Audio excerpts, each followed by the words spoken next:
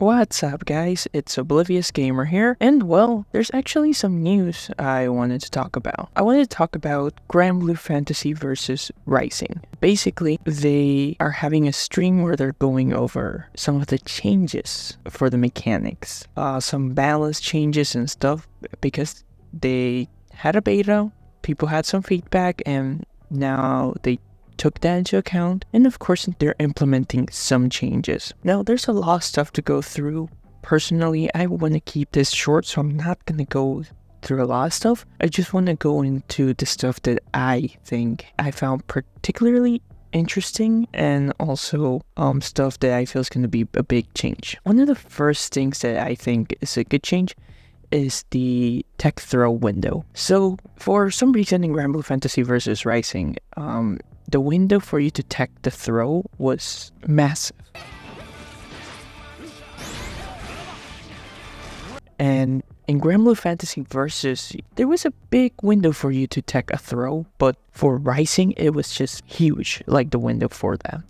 Obviously, depending on when it was tech, there was some advantages or disadvantages, but it was just insane. People were memeing about it. People were like, well, as my opponent does the throw, I can just go get a sandwich, come back and tech it. They took that into account, and now throws are like they used to be in Granblue Fantasy Versus, which I think is a good thing. I thought the window was just a bit odd for Rising, especially during the beta. That I think is a change that a lot of people would definitely enjoy. Now, a thing that I want to talk about is there's been a massive change with regards to bravery point. Bravery points have a bigger impact than before. There's obviously a lot of new mechanics like Raging Strike, Raging Chains, Brave Counters. Some of these moves obviously use a Brave point, such as Brave Counters, they cost 1 Brave point to activate. Raging Strike cost 1 Brave point to activate. So that's the thing they decide before those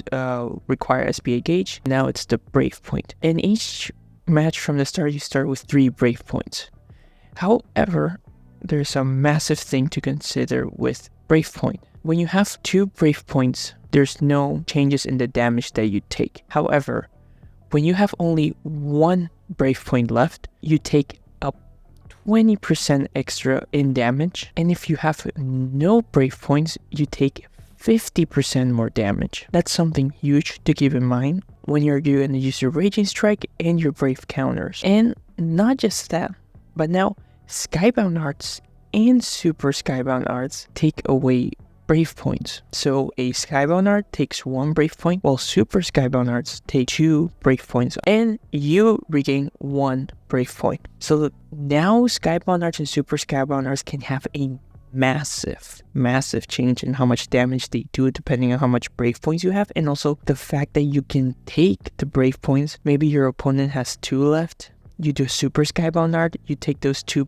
Brave points left, they have 0. Now they take 50% more damage. There is a lot of stuff here that is, I personally feel, with regards to the Brave points, is going to have an impact on. I'm obviously excited to see how that's going to affect the whole game plan overall. Because before, Brave points weren't that much, like they were spent to perform a Brave counter, or they got depleted as you were trying to block a Rage Strike. And that was mostly it for it, but now they have a big emphasis on that. Another thing also is technical inputs. So skills performed using technical inputs deal 10% more damage.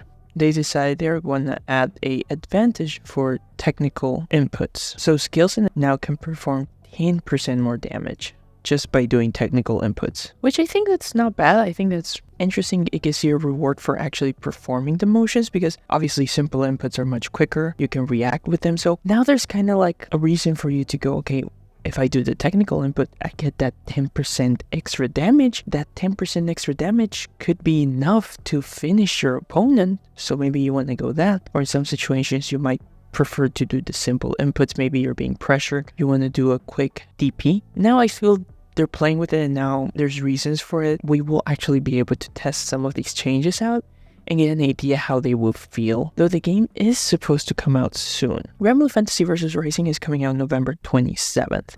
I'm assuming there's gonna be a beta maybe at the beginning, maybe the end of October, beginning of November. My question is though, if some of these changes are received negatively, or some of the changes are just like, yo, these needs to go, or this thing needs to go. I don't know if they will have enough time to readjust, especially if the beta is closer to the release date. So I don't know, I'm interested, curious, excited to see some of the stuff. There's a lot here that they went through. I just went over some quick stuff that I particularly thought, okay, this is something that like I want to talk about.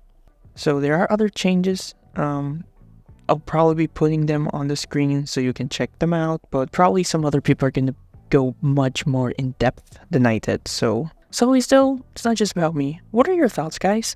This has been Oblivious Gamer, and I hope you'll have a wonderful day or night, wherever you are.